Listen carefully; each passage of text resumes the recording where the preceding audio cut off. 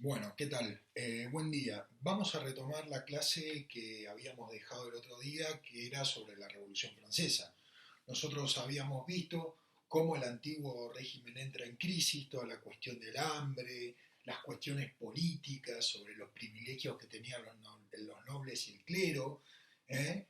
Y al mismo tiempo unos cambios que se habían dado sociales y económicos en todo el mundo, en Europa principalmente, sobre este nuevo sector social que había surgido, que era la burguesía, que formaba parte del tercer Estado, que empieza a reclamar para sí algunos derechos, o por lo menos la abolición de los privilegios hacia la nobleza y el clero. Esto por cuestiones que tienen que ver con estos asuntos y además una situación económica complicada, de la bancarrota del Estado francés hasta el hambre que vivía la población de París, bueno, radicalizaron un montón a la sociedad, comenzando así un proceso revolucionario que iba a cambiar de raíz la esencia del antiguo régimen. Es así como luego de la toma de la Bastilla se termina instaurando, como vimos, una monarquía constitucional que, si bien la Revolución Francesa hablaba de la igualdad política, digamos, todos somos libres, todos somos iguales, y hablaba de la soberanía popular, bueno, la soberanía popular fue dejada de lado un poco para moderar el espíritu revolucionario, digamos, y que de esa forma se puedan beneficiar a aquellos que habían principalmente sido los protagonistas de la revolución, que habían sido los sectores de la burguesía. La monarquía constitucional estaba, digamos, apoyada intelectualmente y políticamente por un sector político llamado los girondinos. Los girondinos empezaron a darse cuenta que el espíritu revolucionario, por diferentes razones, primero, principalmente por el hambre que seguía viviendo la población, por el malestar generalizado, por el intento de fuga del rey y demás, se había debilitado un poco el espíritu revolucionario. Entonces los girondinos, para aumentar este espíritu revolucionario, empezaron a fogonear el espíritu de guerra. ¿Era real este espíritu? Sí, por supuesto, pero era una brasa, digamos, era una brasa al rojo vivo, pero lo que quería esta gente era prenderla a fuego de vuelta a la brasa. ¿Qué pasó? Infringiendo cierto miedo y cierto pánico en la sociedad francesa y demás, lograron mezclar el miedo nacionalista a una invasión, digamos, de las potencias extranjeras, que por supuesto están todas en contra de la Revolución Francesa, con el fervor revolucionario, o con el miedo de perder aquellas conquistas sociales y políticas que se habían logrado. Por supuesto termina generando una sensación de fervor revolucionario, ¿no? Entonces, ¿cómo fue el resultado de estas primeras batallas? Bueno, fue un desastre principalmente porque, como nosotros pudimos ver todo el año pasado, durante toda la historia de Europa, de la caída del Imperio Romano en adelante, la actividad principal de los nobles siempre fue la guerra. Es decir, que el sector social que era protagonista en las guerras era la nobleza principalmente, porque esa era su función social, era pelear, no era trabajar, era pelear. Entonces acá vamos a entender por qué Francia en un primer momento pierde, digamos, vergonzosamente las primeras batallas, principalmente porque los nobles, el personal capacitado para la guerra, no estaba. ¿Por qué no estaba? Porque con esto, todo este miedo, o estaba bien encarcelado, o se había fugado, se había ido. Es decir, tenía muy poco por qué colaborar con la revolución la nobleza. Por lo tanto, desde un primer momento hubo cierto déficit en ese sentido. ¿eh? Por lo tanto,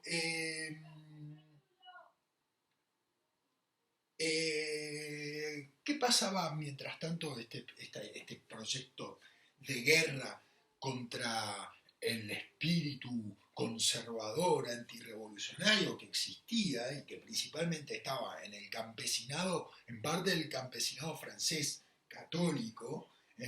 Recuerden que esta revolución, como la Ilustración, tenía un espíritu secular bastante pronunciado, por lo tanto generó cierta reacción en sectores católicos internos y el catolicismo en el campesinado arraigaba fuertemente, por un lado, pero también tenemos que saber que hay otro sector revolucionario que es muy importante, contrarrevolucionario que es muy importante, que son los reyes del resto de los países que dijeron en Francia es lo peor que nos puede pasar. Por lo tanto, una revolución en el país más poderoso de Europa, como habíamos dicho, amenazaba a todas las coronas que se ceñían sobre las cabezas europeas. Por lo tanto, se va a armar una primera coalición, una coalición antifrancesa que va a ser comandada por Prusia y Austria. Esa es la primera, que le infringe ciertas derrotas al ejército francés. Ahora, este fervor revolucionario, sumado al hambre, sumado a la fuga del rey y muchas otras cosas, dieron fin a la monarquía constitucional. ¿Qué quiere decir que dieron fin a la monarquía constitucional? Que se va a destituir al rey, el pueblo va a ir a las Tullerías, al palacio, a tratar de matarlo, básicamente al rey, y no lo encuentra, pero bueno, se dio como la situación dio con el fin de la monarquía. O sea que la monarquía constitucional que habían sancionado en cierta manera sectores moderados, había llegado a su fin. Por lo tanto, todo quedó en manos de vuelta de la Convención Nacional. ¿Recuerdan la Convención Nacional? Bueno, en la Convención Nacional se enfrentaron dos grupos principalmente. Los girondinos, por un lado, que eran más bien moderados y que apoyaban la monarquía constitucional, y por el otro lado estaban los jacobinos, que eran más radicalizados, querían más cambios y que estaban apoyados principalmente ya no por la burguesía, sino principalmente por el pueblo de París. Y vamos a ver que acá va a haber un sector muy importante que son los sans-culottes o los sin calzón, que van a ser el brazo armado, el brazo organizado del pueblo de París. Entonces, empezaron a haber se enfrentaron estos dos sectores, promoviendo uno la destitución del rey de la monarquía y los otros mantener al rey de la monarquía. Los que querían sustituir al rey e implantar una república eran los jacobinos. Por lo tanto, por el malestar generalizado, el hambre, el miedo revolucionario y muchas otras cosas, se terminó guillotinando al rey y a su mujer, a María Antonieta, se les cortó la cabeza y al mismo tiempo se abolió la monarquía constitucional instaurando una república. ¿Qué características principales va a tener esta república? Bueno, no va a haber rey, en una república no hay rey. Fíjense que España no se llama República de España, ni Inglaterra se llama República de Inglaterra. En cambio sí Estados Unidos o Argentina, que no tienen república, se llaman República Argentina o República de Brasil o República de Chile. Bueno, entonces, así tenemos como una nueva forma de gobierno aparece en este gran espíritu revolucionario que nosotros, como vamos a ver, nada de lo que fue planificado o nada de lo que fue esperado fue tal cual fue planificado o esperado. Es decir, este proceso empezó a vivir una dinámica propia que empezó a llevarse puesto a la burguesía, a todos los que iban pasando por el lado. Bien, entonces, esta república principalmente termina con la corona, termina con la monarquía que había gobernado 1500 años en Francia, y al mismo tiempo termina con una institución muy importante de la monarquía constitucional que era el voto censitario. El voto censitario es donde solamente votaban los ricos. Ahora van a votar todos, va a haber un sufragio universal.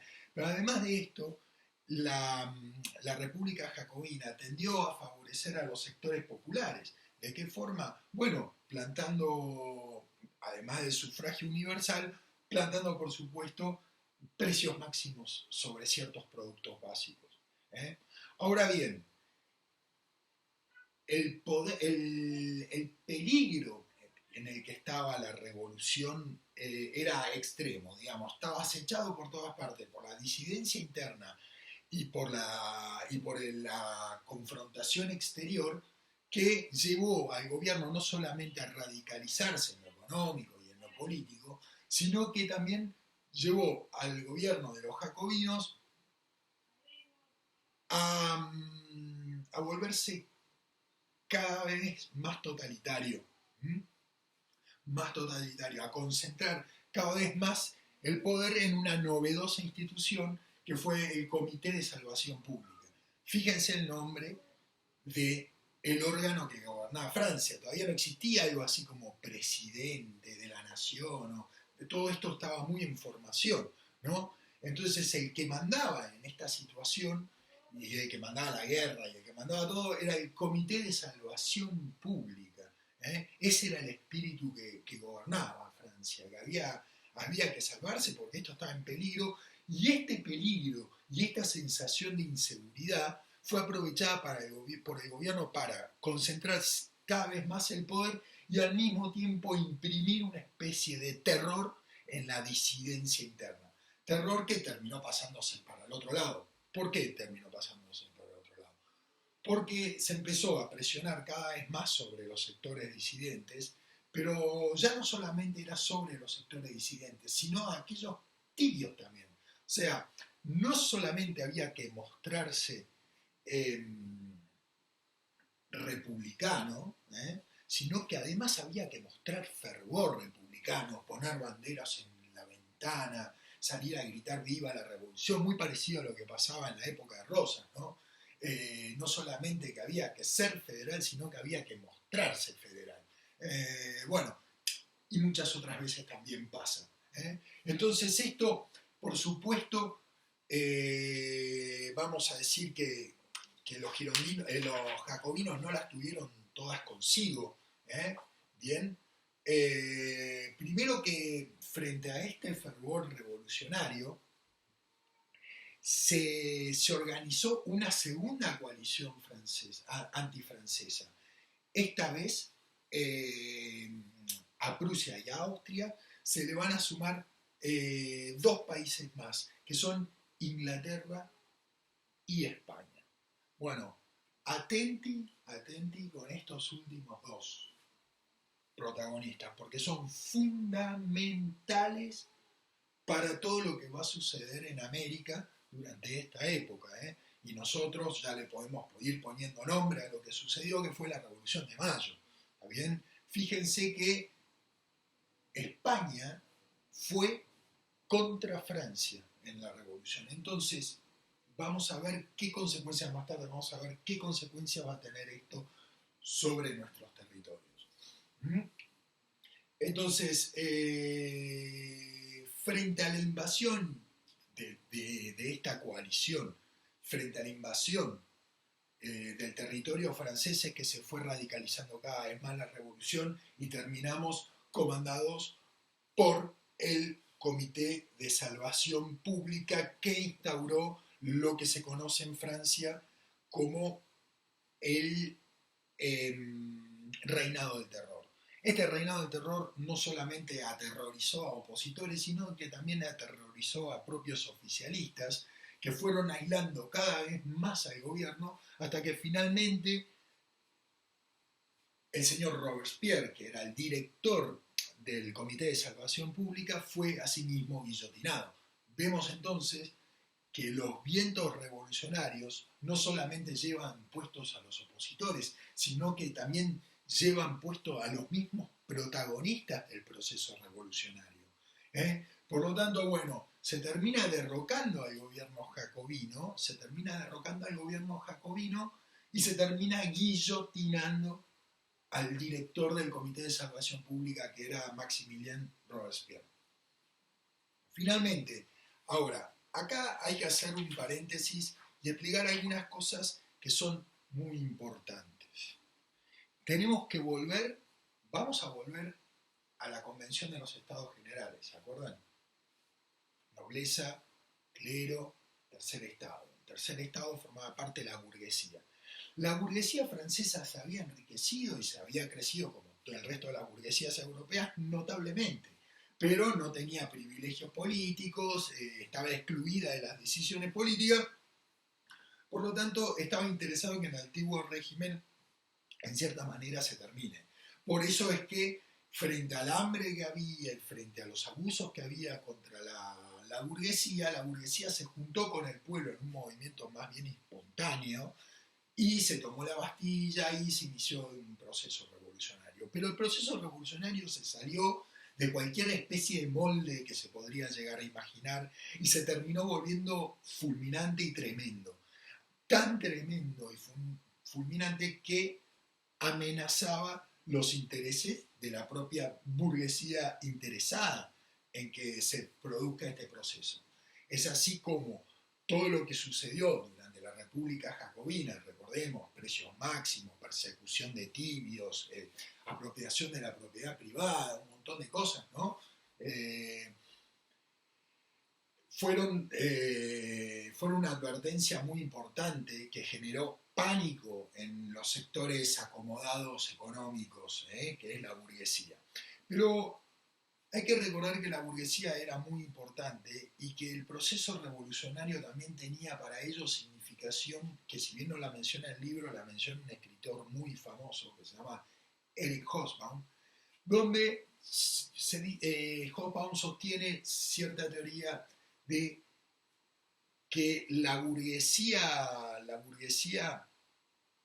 francesa iba a usar la guerra como una forma de desplazar el dinamismo y la gran capacidad que tenía la burguesía inglesa. Entonces había intereses que subyacían a todo esto que estaba sucediendo, que eran muy claros, que era un enfrentamiento entre la burguesía inglesa y la burguesía francesa. Esto es importante para saber cuál es el curso que va a llevar la revolución de ahora en más y el fuerte apoyo que va a tener Napoleón Bonaparte en los sectores burgueses.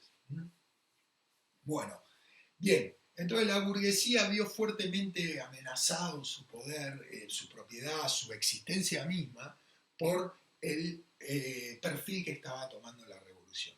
Es así como se terminan organizando, terminan destituyendo al gobierno republicano y terminan, y aboliendo por supuesto la constitución republicana e instaurando una nueva forma de gobierno que no va a tener división de poderes ni nada, que se va a llamar el directorio.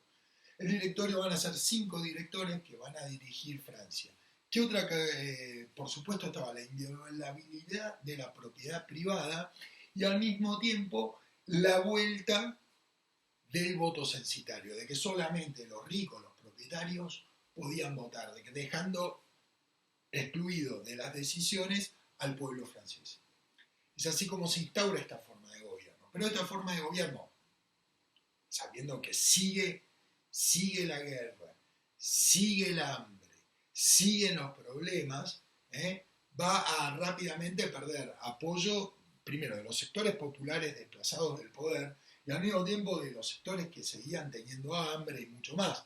Pero al mismo tiempo no había nobles, no había nadie claramente que apoye a este gobierno directorial, digamos. Entonces la burguesía, que trataba de reinstaurar el orden, perdió apoyos genuinos. ¿Dónde encontró este apoyo que lo pudo sostener un poco al directorio? Bueno, lo encontró en el ejército. ¿Qué pasó? Pasado ya un tiempo, el ejército francés se fue reacomodando. Se fue reacomodando por medio de ¿qué? Por medio de ascensos meritocráticos. Digamos, empezó a ver, ya no era solamente el hijo del conde que se iba a ser el general, sino que era una carrera abierta al talento y que iban a llegar aquellos que muestren más fervor revolucionario, muestren más arrojo y muestren más capacidad. El estereotipo de este sujeto en ascenso era Napoleón Bonaparte, es decir, un burgués, claramente un burgués, que se va a hacer de a poco con el mérito propio y con su capacidad personal, va a ir subiendo escalafones en el ejército. El ejército termina siendo así, empieza a ganar batallas, por primera vez, vamos a establecer, bueno, después vamos a seguir hablando. Empieza a ganar batallas, así el ejército francés empieza a ser la única institución respetada por el hecho de que de empezar perdiendo empezó a ganar cada vez más resonantes batallas. Una de esas fue la invasión de Napoleón Bonaparte a Egipto. Un Egipto británico, que si bien no la ganó ni mucho menos, se presentó en Francia como un gran éxito. Al mismo tiempo se habían logrado frenar las tropas invasoras, es decir, que el ejército empezó a tener un enorme prestigio y un enorme prestigio también conlleva un enorme poder. Por lo tanto, la única fuente de apoyo que encontró el gobierno directorial y con ella el sector burgués que estaba interesado en reinstaurar el orden era el ejército.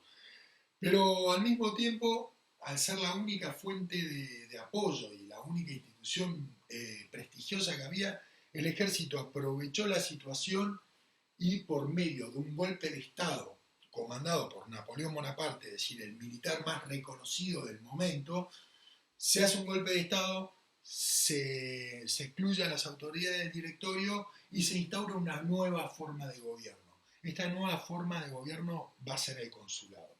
Acá se inicia una nueva era en la Revolución Francesa que es el fin del fervor revolucionario. Vamos a ver que de ahora en más Napoleón Bonaparte va a traer cierto espíritu de estabilidad y fin del espíritu revolucionario. La prueba más importante y fehaciente de esta es Napoleón Bonaparte va a rehacer los acuerdos con la Santa Sede, con el Papa, al mismo tiempo va a instaurar el Banco de Francia, un Banco Nación. Imagínense en una revolución un Banco Nacional. Por lo tanto, el espíritu con el que llega Napoleón Bonaparte es claramente de estabilidad, de orden sobre los cambios revolucionarios. Se va a priorizar el orden. Bueno, Napoleón tiene un rápido ascenso, por supuesto deja quien había empezado siendo jacobino, Napoleón Bonaparte empezó siendo jacobino, vamos a ver que pudo sobrellevar más o menos todas las situaciones, siendo que era un tipo muy hábil, muy astuto, y terminó rápidamente olvidándose de la revolución, consagrándose a él cónsul entre dos cónsules más, 3 cónsules. Al mismo tiempo, los otros 2 cónsules fueron dejados de lado. Napoleón Bonaparte se designó a sí mismo cónsul vitalicio, apoyado por supuesto en el poder del ejército, y finalmente vamos a ver que termina autoproclamándose emperador de Francia. Lo que había empezado siendo una república revolucionaria, eso termina con un emperador. Bueno, bien. Quería hablar un poco más de la guerra.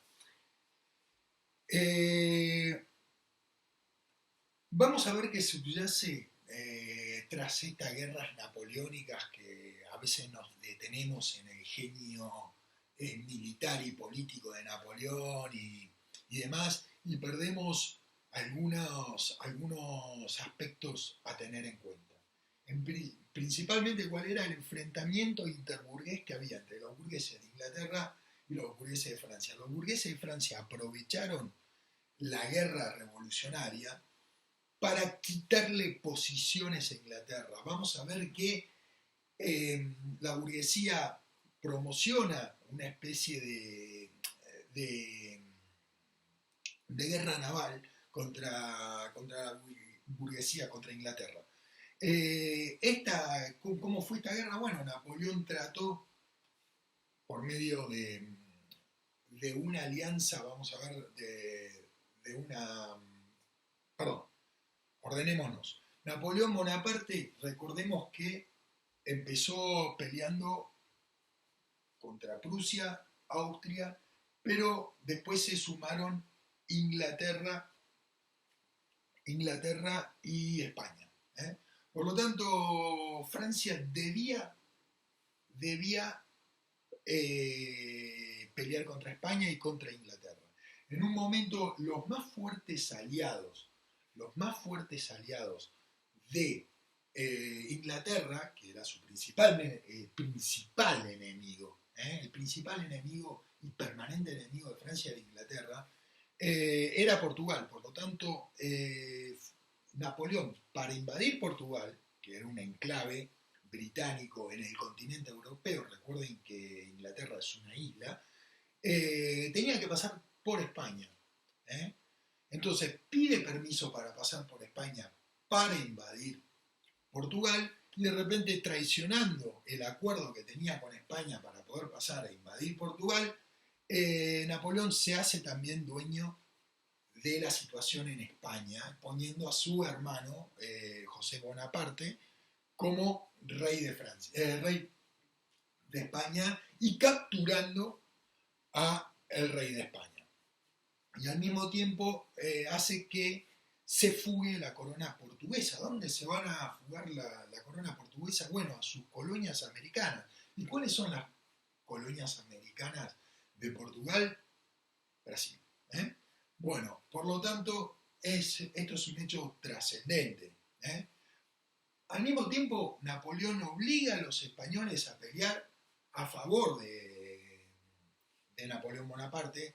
Es así como hay una alianza marítima, naval, entre Francia y España, que intentan invadir Inglaterra. ¿Eh? ¿Para qué? Para terminar con el predominio naval, es decir, marítimo, de Inglaterra sobre el resto del globo. ¿Eh? Por lo tanto, acá hay un intento, y hay mucha literatura al respecto, en que la burguesía presionó fuertemente a Napoleón para que esto sea así.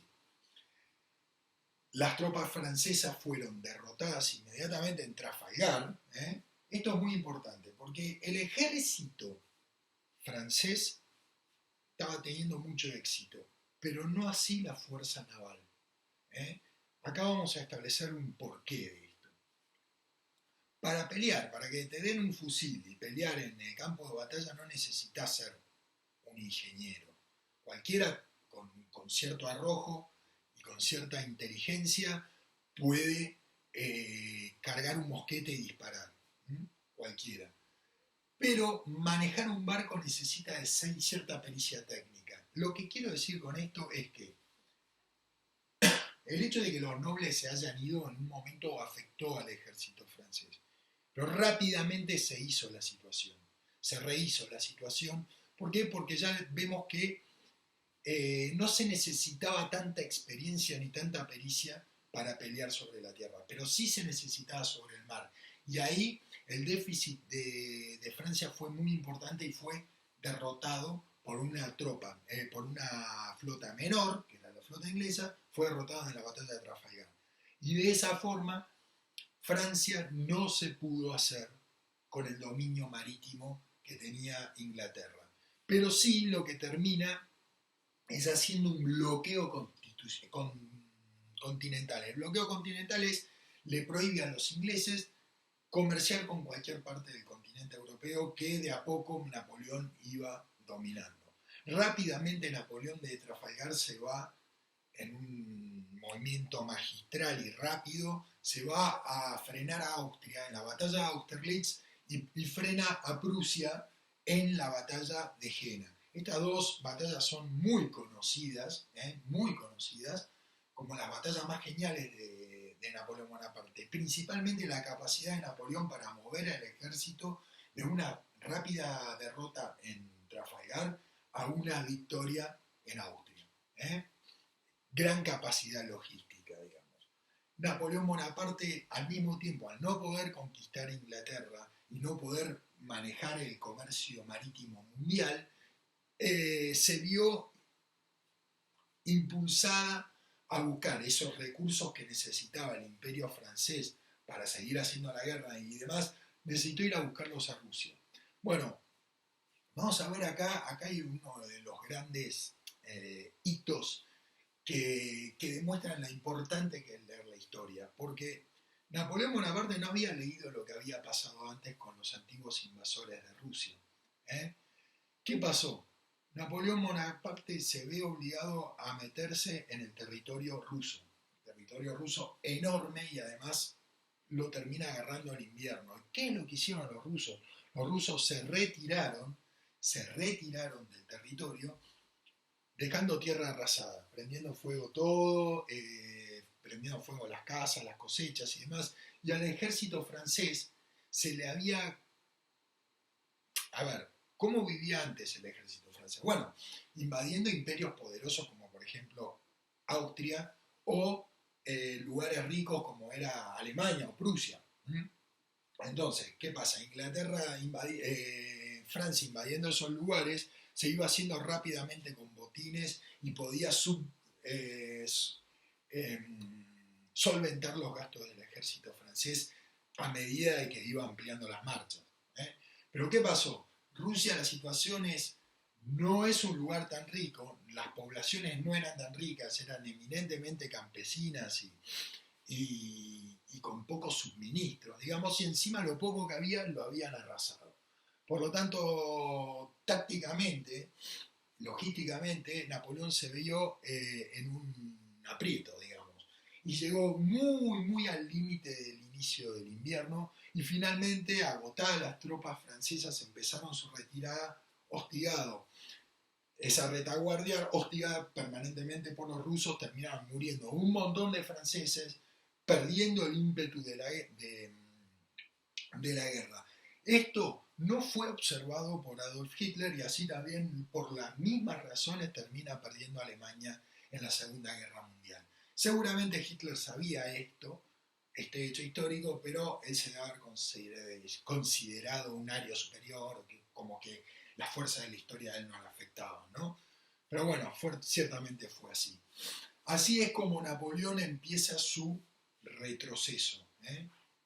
El victorioso emperador de los franceses comienza su retroceso y finalmente es derrotado en la batalla de Tiflis por Austria, Prusia, Rusia y Gran Bretaña.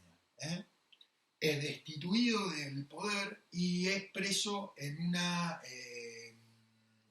isla. En una isla de la que se escapa rápidamente, trata de retomar el poder,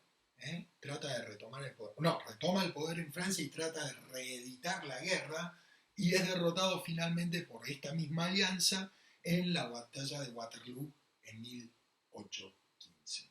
Entonces, ¿qué es lo importante que sepan de Napoleón? Bueno, principalmente que fue un factor de orden en todo esto que era el movimiento revolucionario, un factor de orden. Eso es muy importante. La otra es que, sin realmente quererlo, había esparcido el germen de la revolución por medio de invasiones militares por todo el continente europeo. Y el código napoleónico se terminó usando en todo el continente europeo.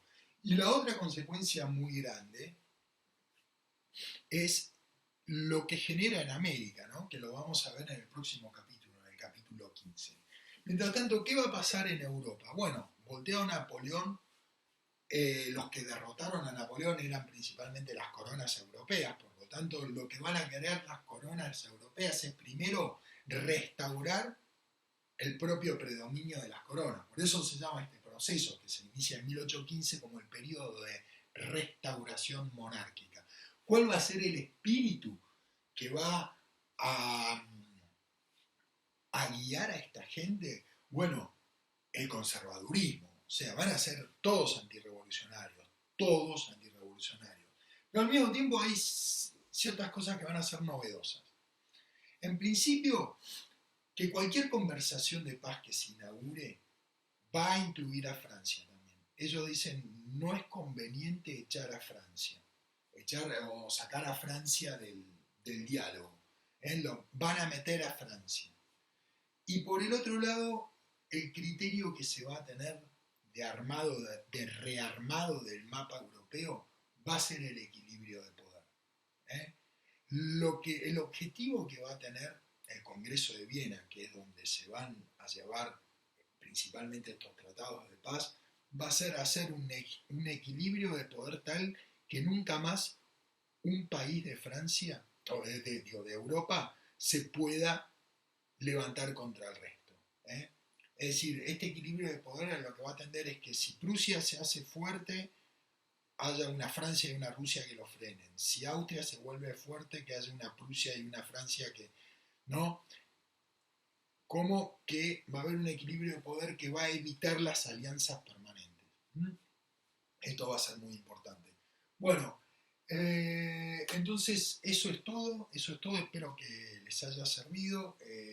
Esto no tiene sentido si no lo apoyan con lectura, esto es una explicación del texto, así que por favor les voy a pedir que vayan al texto, que aprendan principalmente, es necesario que aprendan qué es la toma de la Bastilla, qué es la Declaración de los Derechos, cuál es la Constitución Civil del Clero, qué características tenía la primera Constitución francesa, cuáles fueron las razones de la caída de esta primera Constitución francesa, qué es la proclamación de la República, qué se proclamaba, además de la República,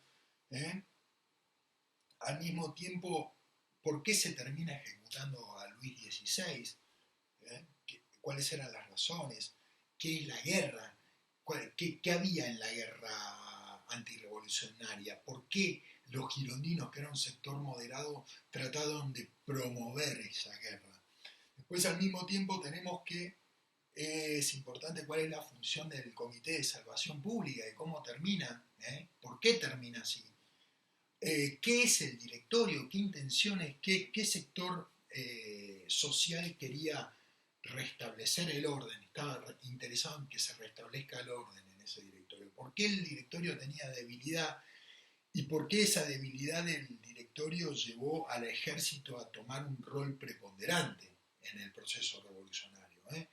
Y con el ejército con un rol preponderante, ¿quién iba a tener un rol preponderante dentro del ejército? Bueno, Napoleón Bonaparte, por sus grandes victorias y por su genio político al mismo tiempo. Bueno, Napoleón Bonaparte es necesario que sepamos que es la expresión de un combate que subyace entre las dos burguesías más fuertes. Una muy dinámica, la inglesa, y la otra no tan dinámica. Recuerden que mucho del problema que se había generado en el Congreso de los Estados Generales, digamos, era el déficit comercial que se había generado por un tratado de libre comercio con Inglaterra. Por lo tanto, había un sector de la burguesía que estaba interesado en que se frene ese acuerdo de libre comercio. Al mismo tiempo, ¿cómo es derrotado Napoleón? ¿Qué errores comete él? Pero además, ¿qué hay alrededor del bloqueo continental? El bloqueo continental fue lo que hizo que Rusia finalmente se termine yendo contra Napoleón Bonaparte. Y finalmente, bueno, ¿quiénes derrotan a Napoleón? ¿Y qué es la restauración monárquica? ¿Qué es el espíritu conservador? ¿Y de qué se trata el equilibrio de poder? Bueno, muchísimas gracias, nos vemos en la próxima clase.